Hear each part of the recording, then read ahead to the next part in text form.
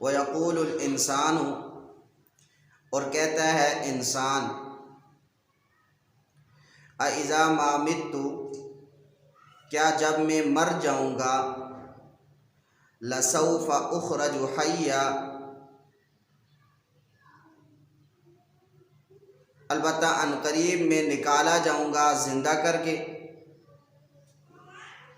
اولا یذکر الانسان کیا انسان یاد نہیں کرتا کہ انا خلقناہ بے شک ہم نے اس کو پیدا کیا تھا من قبل اس سے پہلے. اولا یذکر الانسان کیا انسان یاد نہیں کرتا کہ انا خلقناہ من قبل کہ بے شک ہم نے اس سے پہلے بھی اس کو پیدا کیا تھا. ولم یک شیئا اور یہ کوئی چیز بھی نہیں تھا. دیکھیں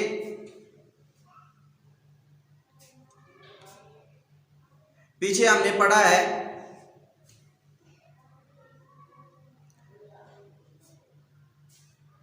نبی علیہ الصلوۃ والسلام نے حضرت جبرائیل امین سے فرمایا تھا کہ اے جبرائیل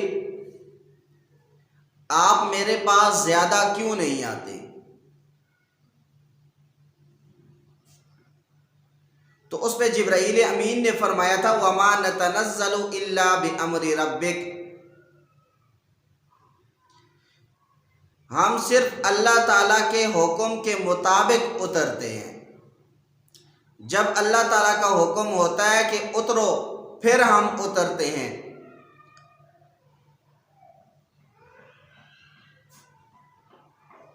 تو لہٰذا وَيَعْصُونَ اللَّهَ مَا أَمَرَهُمْ ہم اللہ تعالیٰ کے حکم کی ذرہ برابر بھی نافرمانی نہیں کرتے.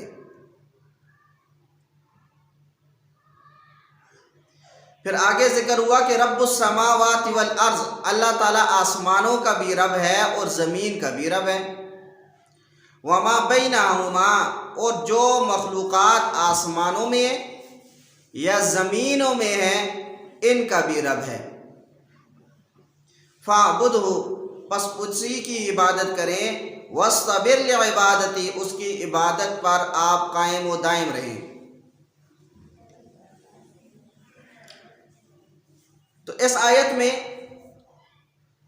اس کا تذکرہ ہے کہ وَيَقُولُ الْإِنسَانُ کیا انسان یہ بات کہتا ہے اِذَا مَا مِتُّ کہ جب میں مر جاؤں گا لَسَوْفَ أُخْرَجُ حَيًّا ان قریب میں دوبارہ زندہ کر کے اٹھایا جاؤں گا نکالا جاؤں گا.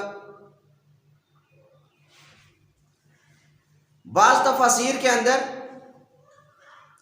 ابو جہل کا نام آتا ہے کہ ابو جہل نے نبی علیہ الصلوۃ والسلام کو یہ بات فرمائی کی تھی. نبی علیہ الصلوۃ والسلام کے سامنے یہ بات کی تھی. اور بعض تفاسیر کے اندر عقبہ بن ابی معیط اور بعض حضرات نے عاص بن وائل لکھا ہے اور اسی طریقے سے بعض نے ولید بن مغیرہ اس کا نام بھی لکھا ہے. یہ تمام کے تمام کافر تھے. تو مختلف موقعوں پر مختلف لوگوں نے یہ باتیں کی ہیں. تو اس وجہ سے کسی مفسر نے کسی کا نام لکھ دیا ہے اور کسی نے کسی کا. کسی نے ابو جہل کا نام لکھ دیا ہے, کسی نے عقبہ بن ابی معیط کا. اور یہ کہتے تھے مَن یحیی العظام وہی رمیم جب ہم بوسیدہ ہڈیاں ہو جائیں گے تو پھر ہمیں کون زندہ کرے گا.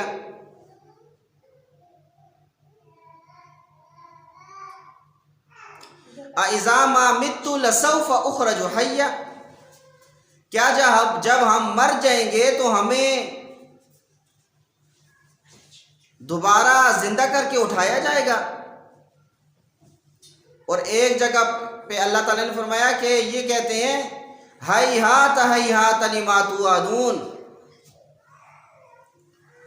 اور یہ جو تم سے بات کہی جا رہی ہے نا، مرنے کے بعد ہمیں دوبارہ اللہ تعالیٰ اٹھائے گا، یہ بہت دور کی بات ہے، عقل اس بات کو تسلیم نہیں کرتی۔ تو یہ کفار مشرک جو تھے، یہ مختلف قسم کی باتیں کرتے تھے۔ اس کے بارے میں فرمایا وَيَقُولُ الْإِنسَانُ، اور کہتا ہے انسان اِذَا مَا مِتُّ، کیا جب میں مر جاؤں گا، لَسَوْفَ أُخْرَجُ حَيًّا، ان قریب میں نکالا جاؤں گا زندہ کر کے۔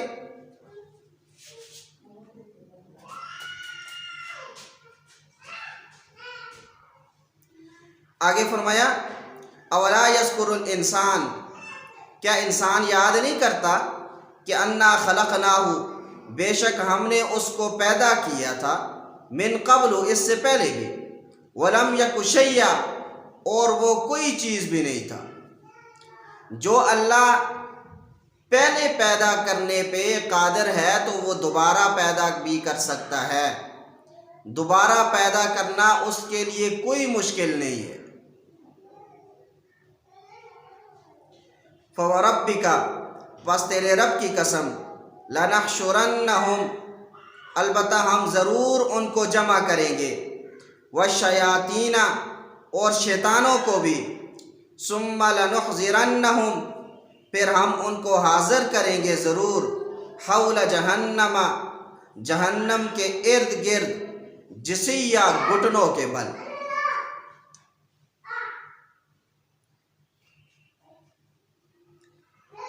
تو اس میں قسم اٹھا کے یہ بات کہی گئی کہ ہم شیطانوں کو بھی، جن کی یہ اطاعت کرتے تھے، اور ان کو بھی جو ان کی پوجا کرتے تھے، میدان محشر کے اندر ہم ضرور ان کو جمع کریں گے، چاہے وہ شیطان انسانوں میں سے ہو یا جنات میں سے ہو، سب کا حساب و کتاب ہوگا۔ انسان دنیا میں جو بھی اعمال کرے گا، چاہے وہ اچھے کرے یا برے کرے، اس کا حساب و کتاب اس بندے کو دینا ہوگا۔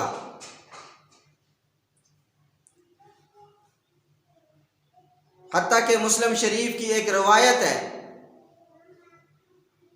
کہ اللہ کے نبی صلی اللہ علیہ وسلم نے فرمایا، دنیا میں اگر کسی سینگ والی بکری نے بغیر سینگ والی بکری کو مارا ہوگا تو اس کا بدلہ بھی اسے دیا جائے گا۔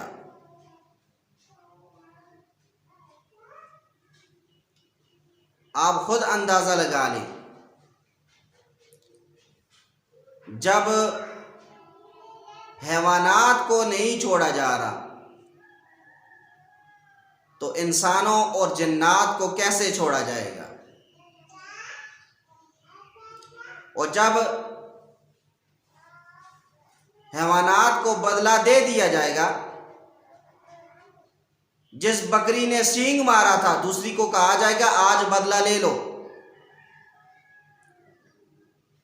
اور جس وقت وہ بدلہ لے لے گی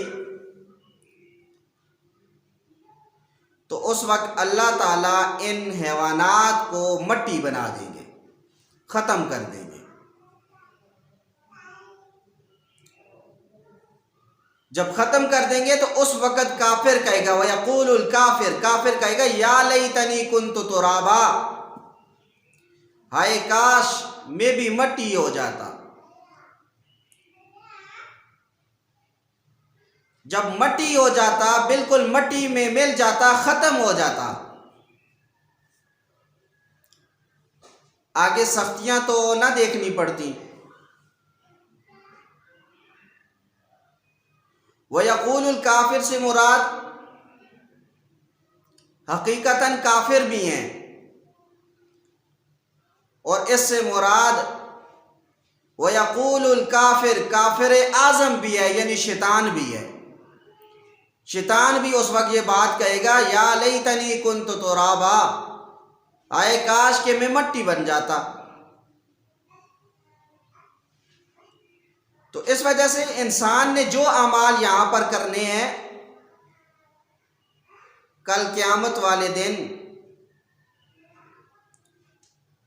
اس کا بدلہ بھی دیا جائے گا ان اعمال کا۔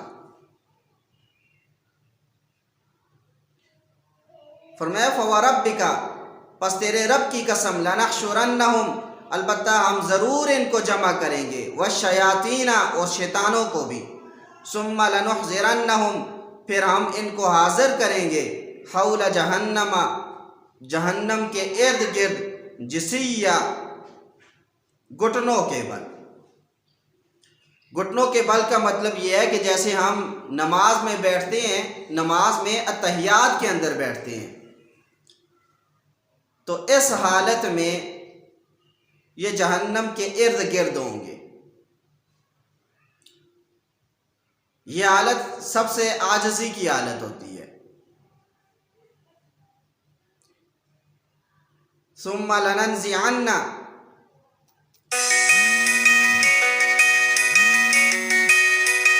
پھر لننزعن من کل شیعۃ البتہ ہم نکالیں گے ہر گروہ سے، اور یہ ترجمہ بھی کیا جا سکتا ہے ثم لننزعن پھر ہم الگ کریں گے، من کل شیعۃ ہر گروہ سے، ایہم خصوصاً وہ گروہ، اشد علی الرحمن جو زیادہ سخت ہے رحمان کے ساتھ، عتیہ نافرمانی کرنے میں۔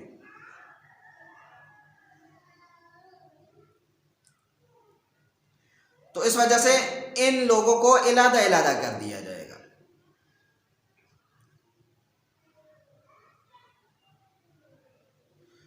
ثم پھر لنحن اعلم البتہ ہم خوب جانتے ہیں، بالذین ان لوگوں کو، ہم اولا بہا صلیہ جو زیادہ حقدار ہیں دوزخ میں داخل ہونے کے۔ وَإِن مِّنكُمْ اور نہیں ہے تم میں سے کوئی، إِلَّا وَارِدُهَا مگر یہ کہ وہ جہنم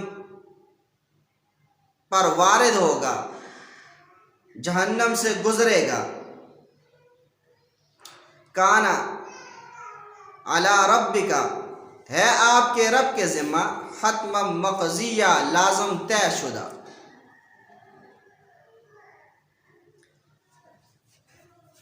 دیکھیں اس آیت کے اندر یہ بات بیان کی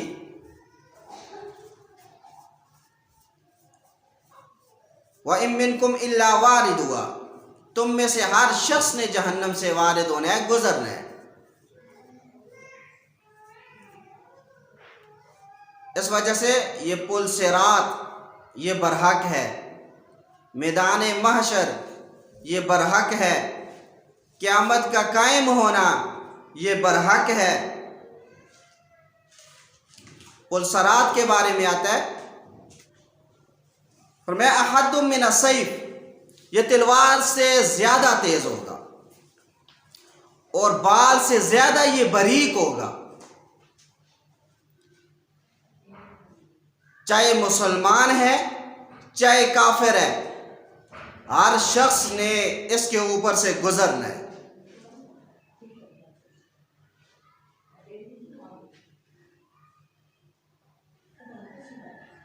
اور کوئی شخص ایسا ہوگا جو گھوڑے کی طرح تیز اس پل صراط سے گزر جائے گا،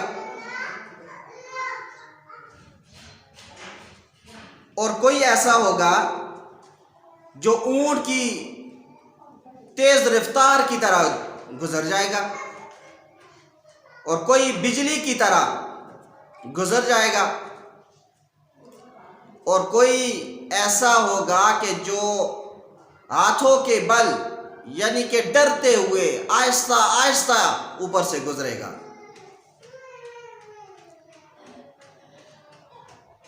تو انسان کے جس قدر اعمال اچھے ہوں گے، اخلاق اچھے ہوں گے، عقائد اس کے اچھے ہوں گے،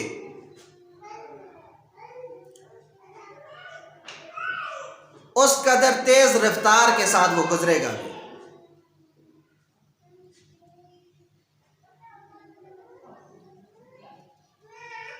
تو اس کے بارے میں فرمایا وَإِن مِّنكُمْ إِلَّا وَارِدُهَا، تم میں سے ہر شخص نے جہنم سے وارد ہونا ہے، جہنم سے گزرنا ہے۔ اصل میں اوپر یہ پل صراط ہوگا اور نیچے جو ہے وہ پل صراط کے نیچے یہ جہنم ہوگی، اور جب اس پل سے گزرے گا شخص تو آگے ایک اور پل آئے گا،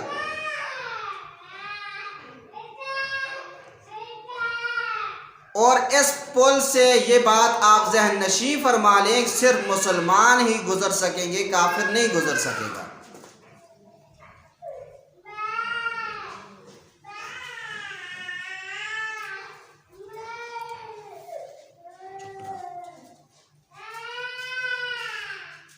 تو صرف مسلمان جو ہے وہ اس پل سے گزرے گا۔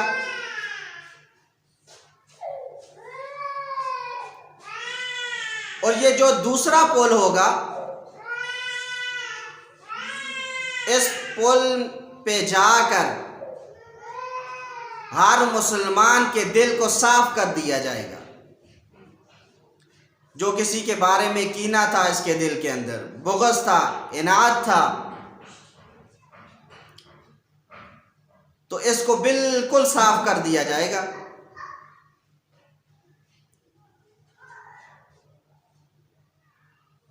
پھر اس کو آگے جنت میں داخل کر دیا جائے گا۔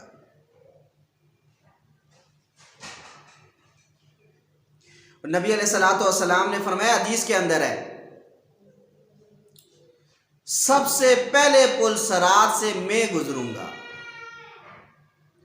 میرے بعد حضرت ابو بکر صدیق گزریں گے، پھر عمر، پھر حضرت عثمان، پھر حضرت علی، پھر عشرہ مبشرہ، 10 وہ صحابہ جن کو ایک مجلس کے اندر اللہ تعالیٰ نے جنت کی بشارت دی تھی، یہ گزریں گے،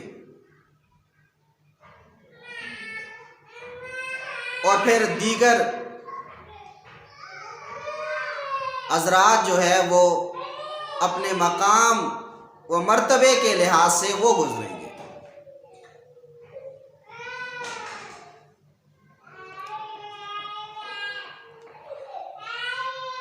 تو اس وجہ سے فرمایا وَإِن مِّنكُمْ إِلَّا وَارِدُهَا، تم میں سے ہر شخص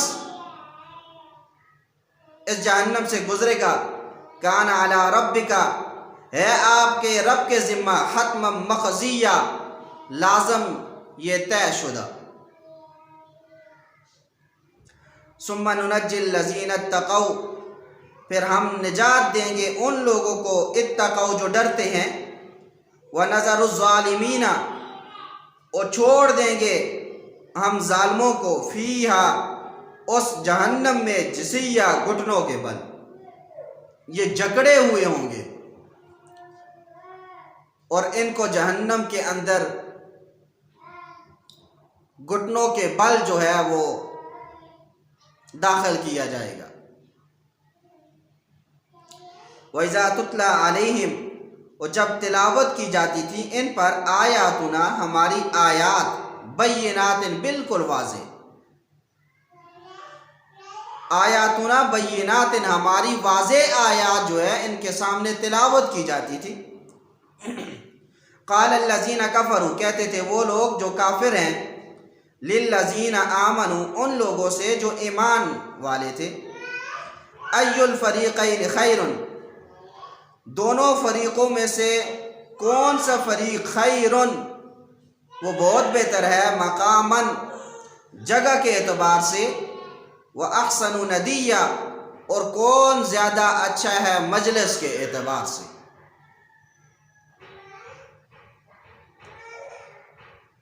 وَكَمْ أَهْلَكْنَا، اور کتنی ہم نے ہلاک کی، قبلہم ان سے پہلے، من قرن بستیوں میں سے، بہت ساری بستیاں اللہ تعالیٰ نے اس سے پہلے ہلاک کی.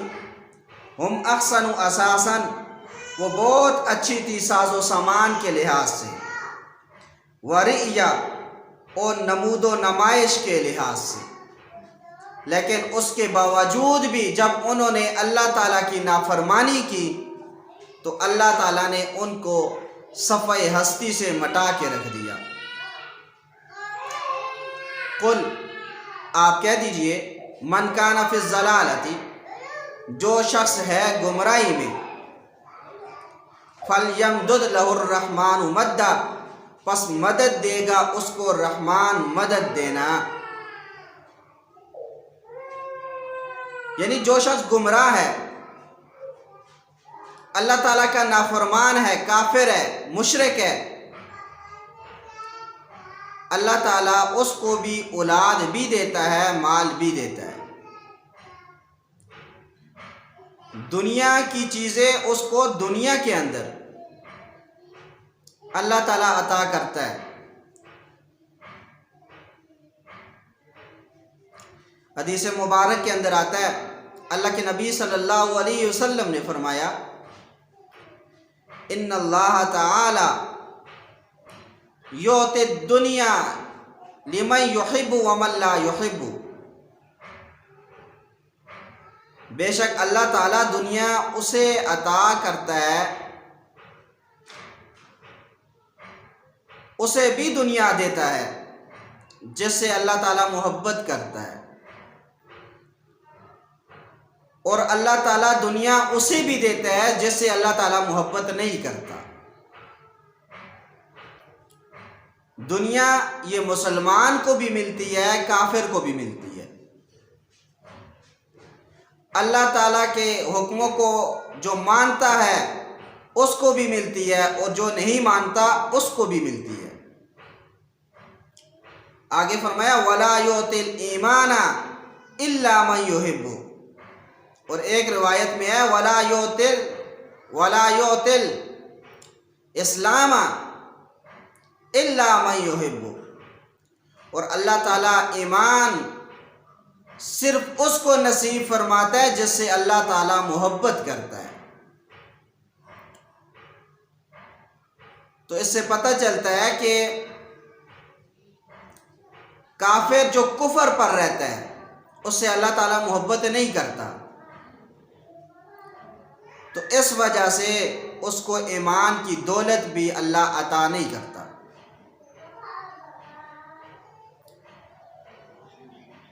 تو اس وجہ سے کسی کو اگر اللہ تعالیٰ مال اور اولاد وافر مقدار میں عطا کر دے تو یہ اس بات کی دلیل نہیں ہوتی کہ یہ بندہ جو ہے وہ اللہ تعالیٰ کو زیادہ پسند ہے، اللہ تعالیٰ اس سے راضی ہے.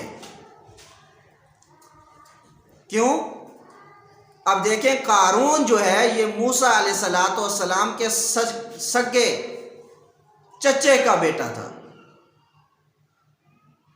حافظ ابن کثیر رحمۃ اللہ علیہ نے اس کا نام منور لکھا ہے، اور اس کے باپ کا نام یسار تھا، اور دادا کا نام قاہس تھا، اور پردادے کا نام لاوا تھا، اور لکڑ دادے کا نام یعقوب علیہ السلام تھا.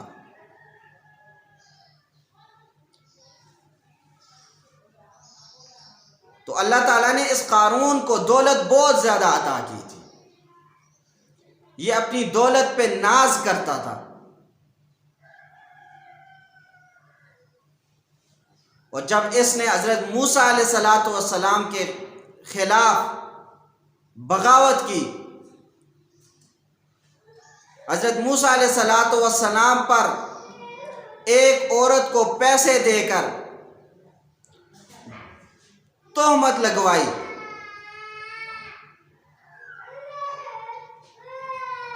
تو اللہ تعالیٰ نے اس کو مال سمیت زمین کے اندر دنسا دیا.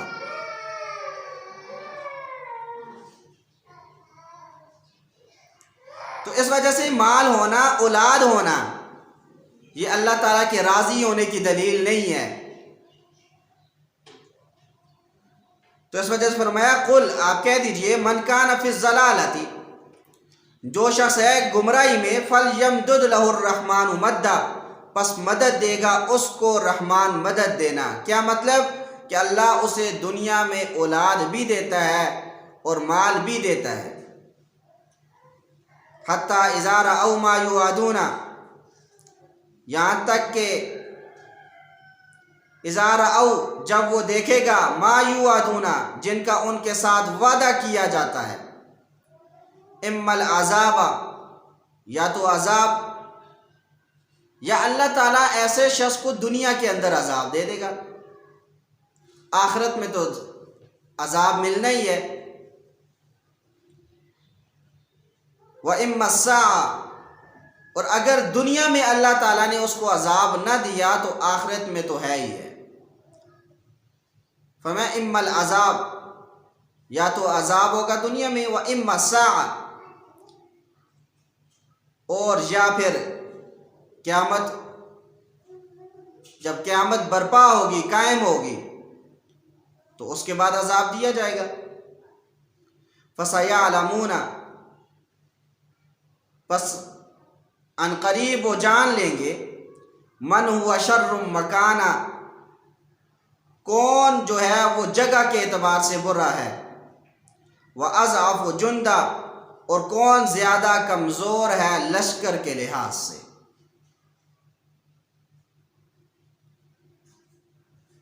وَيَزِيدُ اللَّهُ الَّذِينَ اهْتَدَوْا هُدًى، اور اللہ تعالیٰ زیادہ دیتا ہے ان لوگوں کو جنہوں نے ہدایت قبول کی، ہدایت قبول کرنا۔ والباقیات الصالحات، اور باقی رہنے والی نیکیاں، خیر عند ربک، تیرے رب کے ہاں بہت بہتر ہے، ثواباً بدلے کے اعتبار سے، وخیر، اور بہت بہتر ہیں، مردہ لوٹنے کی جگہ کے اعتبار سے۔ تو اس وجہ سے اللہ تعالیٰ جو ہدایت اس کو ہی دیتا ہے جو ہدایت کا طالب بھی ہو، جس نے ہدایت کے اسباب بھی اختیار کیے ہوں، پھر اللہ تعالیٰ اس کو ہدایت نصیب کرتا ہے۔ فرمایا والباقیات الصالحات، باقی رہنے والی نیکیاں، خیر عند ربک، یہ تیرے رب کے ہاں بہت بہتر ہے۔ حدیث مبارک کے اندر آتا ہے اذا مات الانسان، جب انسان مر جاتا ہے، انقطع عنہ عملہ، اس کے تمام اعمال اس سے منقطع ہو جاتے ہیں، ختم کر دیے جاتے ہیں، دور کر دیے جاتے ہیں، مگر تین چیزیں ایسی ہیں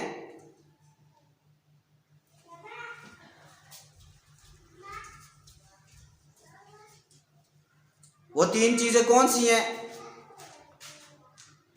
فرمایا نمبر 1، او ولد صالح،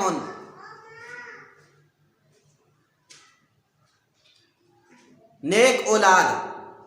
یہ نیک اولاد جب بھی کوئی عمل کرتی ہے اچھا، اس کا ایصال ثواب اس کے والدین کو ضرور پہنچتا ہے، چاہے وہ نیک اعمال جس اعتبار سے بھی کرے، کسی غریب کی مدد کی، اس کا بھی ایصال ثواب ہے، اور مسجد بنائی لوگوں کی نماز پڑھنے کے لیے، تو اس میں جتنے نمازی بھی آ کے نماز ادا کریں گے، اس کا ایصال ثواب اس کے والدین کو ضرور پہنچے گا۔ اسی طریقے سے مدرسہ بنا دیا کسی نے، اور مدرسے کے اندر جتنے لوگ بھی آ کے پڑھیں گے، اس کا ایصال ثواب جو ہے وہ والدین کو، جنہوں نے اس کی اچھی تربیت کی تھی، ان کو ضرور پہنچے گا۔ فرمایا انقطع عنہ عمل، اس سے اس کے سارے اعمال ختم کر دیے جاتے ہیں۔ 3 چیزیں رہ جاتی ہیں۔ نمبر 1 نیک اولاد، نمبر 2 صدقۃ جاریہ، کوئی آدمی صدقہ کرتا ہے تو اس کا ایصال ثواب اس کو پہنچتا رہتا ہے۔ مثلا کسی نے راستہ چھوڑ دیا، اب جس نے راستہ چھوڑا تھا تو اس کا ایصال ثواب، جتنے لوگ وہاں سے آسانی سے گزریں گے تو اس آدمی کو، اس کے والدین کو اس کا ثواب پہنچتا رہے گا۔ اور اسی طریقے سے مسجد مدرسہ بنا دیا، جگہ وغیرہ دے دی مسجد کے لیے، مدرسے کے لیے،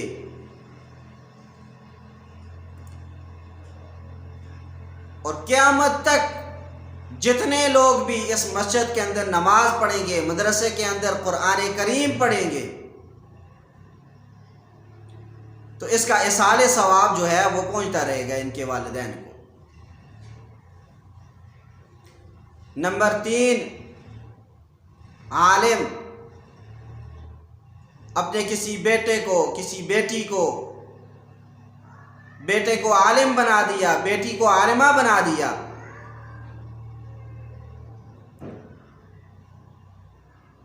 تو یہ جب اس کا بیٹا آگے پڑھاتا رہے گا، وہ شاگرد تیار کرے گا، وہ پھر اپنے آگے شاگرد تیار کریں گے، قیامت تک یہ سلسلہ چلتا رہے گا، تو اس کا ایصال ثواب اس کے والدین کو ضرور پہنچے گا۔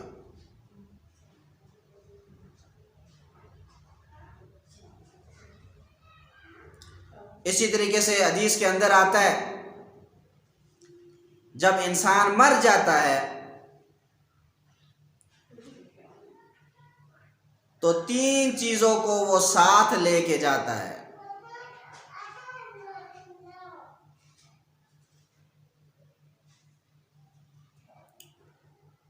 ان میں سے 2 چیزیں واپس آ جاتی ہیں اور 1 چیز جو ہے وہ اس کے ساتھ ہی رہتی ہے۔ نمبر 1 مال لے کے ہو جاتا ہے۔ مال سے مراد چارپائی ہے جس پہ اس مردے کو اٹھا کے لے جایا جاتا ہے، چادریں وغیرہ ہیں جو اس کے اوپر ڈالی جاتی ہیں، تو یہ مال ہے۔ جب مردے کو قبر میں رکھ دیا جاتا ہے تو یہ واپس لائی جاتی ہے۔ اور اسی طریقے سے قریبی رشتہ دار، ان کو بھی لے کے جاتا ہے اور یہ بھی پھر واپس آ جاتے ہیں۔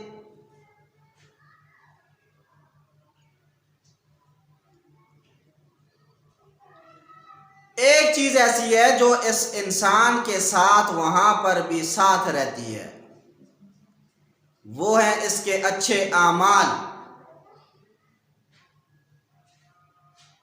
تو انسان جس قدر اچھے اعمال کرے گا وہ اعمال اس کے ساتھ قبر کے اندر بھی ساتھ رہیں گے۔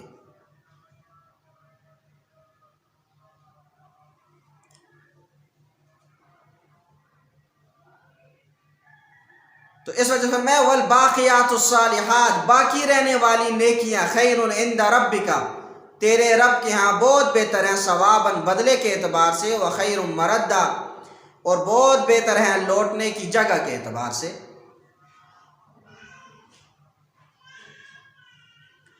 افرأیت الذی، کیا تو دیکھتا ہے اس کو، کفر بآیاتنا، جو ہماری آیات کا انکار کرتا ہے، وقال، اور کہتا ہے، لأوتین، البتہ میں ضرور دیا جاؤں گا، مالن، مال بھی، وولدا، اور اولاد بھی۔ حضرت خباب رضی اللہ تعالیٰ عنہ یہ غلام تھے، بعد میں آزاد بھی ہوگے۔ یہ لوہاروں کا کام کرتے تھے، یعنی نیزے اور تیر وغیرہ سیدھا کرنا۔ حضرت عمر ابن عاص رضی اللہ تعالی عنہ کے والد تھے عاص بن وائل، بیٹے مسلمان تھے اور والد جو ہے وہ کافر تھے۔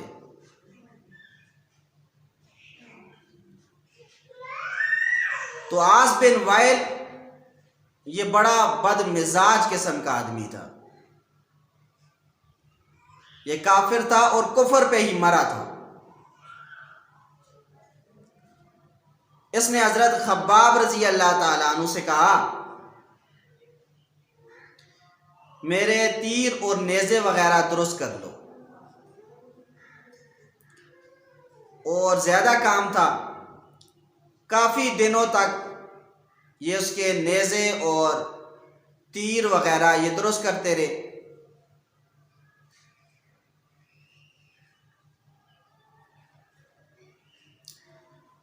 حضرت خباب نے عاص بن وائل سے کہا کہ دیکھیں میں غریب آدمی ہوں، میرے پیسے آپ نے دینے ہیں، تو اس وجہ سے آپ مجھے پیسے دے دیں۔ اب یہ عاص بن وائل کہنے لگا میں ایک شرط پہ تجھے پیسے دوں گا۔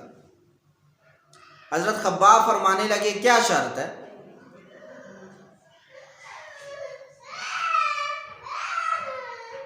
تو یہ عاص بن وائل کہنے لگا آپ محمد صلی اللہ علیہ وسلم کا کلمہ چھوڑ دو تو میں تمہیں پیسے دے دوں گا۔ حضرت خباب رضی اللہ تعالیٰ عنہ فرمانے لگے یہ تو قیامت تک میں کلمہ نہیں چھوڑ سکتا۔ یہ کہنے لگا اچھا تم کہتے ہو کہ قیامت تک کلمہ نہیں چھوڑ سکتا، قیامت کو تم قائم مانتے ہو، قیامت آئے گی، اچھا چلو ٹھیک ہے، پھر جب قیامت آئے گی نا تو اس وقت مجھ سے مطالبہ کر لینا، تو اللہ تعالیٰ مال بھی مجھے بہت زیادہ وہاں پہ دے گا اور اولاد بھی دے گا، تو اس وجہ سے میں تمہیں جو مال میں نے تمہارا دینا ہے، پیسے دینے ہیں، یہ قیامت کو دے دوں گا۔ تو اس کا تذکرہ جو ہے وہ اللہ تعالیٰ نے اس آیت کے اندر فرمایا ہے۔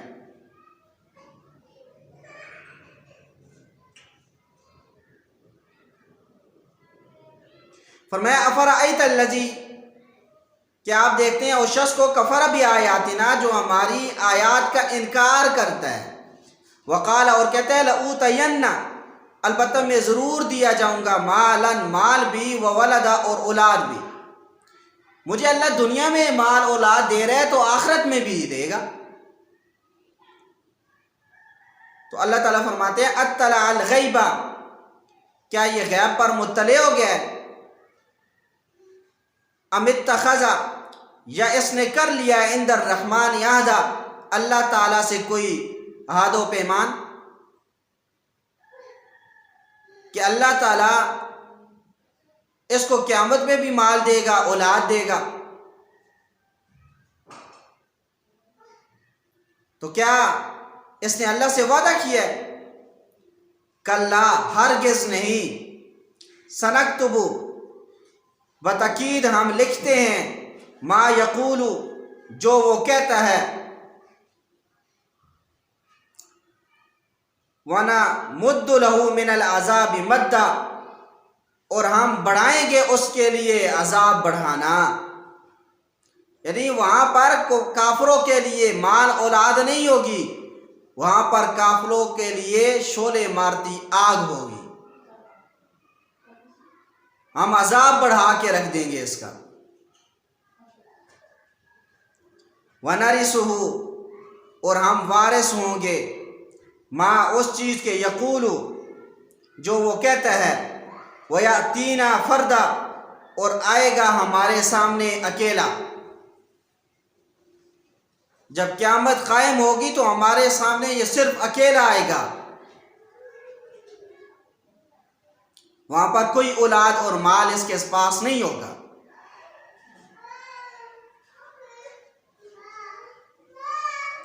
واتخذوا،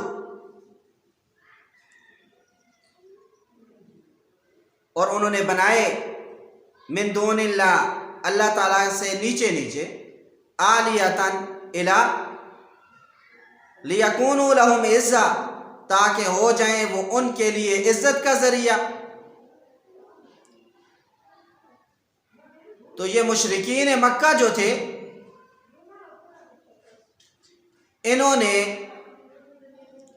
اللہ تعالیٰ کے شریک ٹھہرائے تھے، اللہ تعالیٰ کے شریک انہوں نے بنائے تھے۔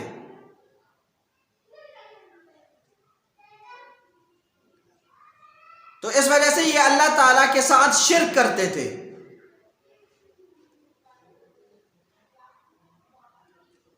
تو شرک یہ بہت بڑا گناہ ہے۔ ان الشرک لظلم عظیم، حضرت لقمان علیہ السلام نے اپنے بیٹے کو وصیت کی تھی، یا بنی لا تشرک باللہ، اے میرے بیٹے اللہ کے ساتھ کسی کو شریک نہ ٹھہرانا۔ ان الشرک لظلم عظیم، بے شک شرک جو ہے یہ جرم عظیم ہے، بڑا جرم ہے۔ تو اس وجہ سے اللہ کے ساتھ کسی کو شریک نہ ٹھہرانا، نہ اللہ کی ذات میں کسی کو شریک ٹھہرانا،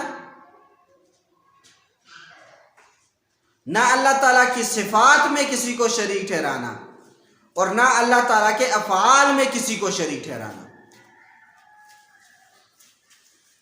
تو اس وجہ سے اگر ہم کسی بزرگ کے پاس جائیں اور جا کے کہیں کہ آپ ہمیں بیٹا عطا کریں، تو یہ اللہ تعالیٰ کے ساتھ شرک ٹھہرانا ہے، شریک ٹھہرانا ہے۔ اللہ تعالیٰ کے علاوہ کسی کو حاجت روا، مشکل کشا یہ کہا جائے تو یہ اللہ تعالیٰ کے ساتھ شریک ٹھہرانا ہے۔ اور یہ بات بھی ذہن نشین فرما لیں، ہمارے ہاں جو قسمیں اٹھائی جاتی ہیں کہ میرے بیٹے کی قسم، فلاں بزرگ کی قسم، تو حدیث مبارک کے اندر آتا ہے، اللہ کے نبی صلی اللہ علیہ وسلم نے فرمایا، من حلف بغیر اللہ فقد اشرک باللہ، جس نے اللہ تعالیٰ کی ذات اور صفات کے علاوہ کی قسم اٹھائی، اس نے اللہ تعالیٰ کے ساتھ شریک ٹھہرایا ہے۔ یہ شرک ہے، ایسے قسم اٹھانا کہ میرے بیٹے کی سر کی قسم ہے، یہ اللہ تعالیٰ کے ساتھ شریک ٹھہرانا ہے، شرک کرنا ہے۔ تو لہذا ہمیں شرک سے اجتناب کرنا چاہیے۔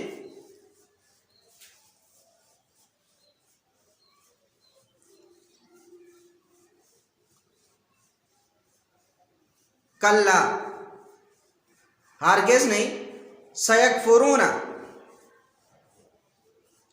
ان قریب وہ انکار کریں گے، بے عبادتہم، ان کی عبادت کا، ویکونون علیہم ضدہ، اور وہ ہو جائیں گے ان کے مخالف۔ ان کے مخالف جو ہے وہ دو قسم کے لوگ ہوں گے، دو قسم کے ہوں گے۔ یہ جن انبیاء کے ساتھ شریک ٹھہراتے تھے، انبیاء یہ کہیں گے تو ہمیں تو پتہ ہی نہیں تھا یہ کن کی پوجا کرتے تھے، لہٰذا ہم ان سے بیزار ہیں، ہمارا ان سے کچھ تعلق نہیں ہے۔ دوسرے وہ لوگ جنہوں نے واقعتاً ان کو گمراہ کیا ہوگا، وہ کہیں گے ہمارا ان سے کوئی تعلق نہیں ہے، یہ جان چھڑانے کے لیے کہیں گے، اب ہم نے صرف ان کو ترغیب دی تھی نا، ہم اس کو گھسیٹ کے تو نہیں لائے تھے کہ یہ کام کرو ہی کرو، تو لہٰذا یہ جانیں اور آپ جانیں ہمارا ان سے کوئی تعلق نہیں ہے۔ فلا تلومونی ولوموا انفسکم، لہٰذا ہمیں ملامت مت کرو، خود اپنے آپ کو ملامت کرو، تمہیں کس نے کہا تھا تم اللہ کے ساتھ شریک ٹھہراؤ؟ تو اس کا تذکرہ ہے کلا، ہرگز نہیں، سیکفرون بعبادتہم، ان قریب وہ انکار کریں گے ان کی عبادت کا، ویکونون علیہم ضدہ، اور وہ ہو جائیں گے ان کے مخالف۔